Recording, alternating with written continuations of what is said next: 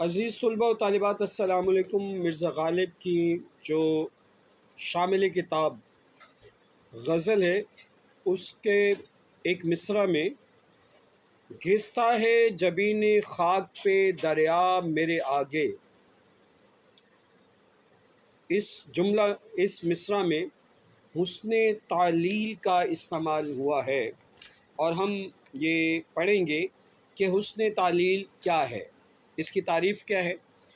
حسن تعلیل وہ صنعت ہے جس میں شاعر یا مصنف ایسی چیز کو کسی چیز کی علت وجہ کو کہتے ہیں قرار دیتا ہے جو در حقیقت اس کی علت نہیں ہے۔ مرزا غالب کے ایک اور شعر میں اس کی وضاحت یوں ہے: میں چمن میں کیا گیا گویا دبستان کھل گیا، بلبلیں سن کر میرے نالے غزل خواں ہو گئیں۔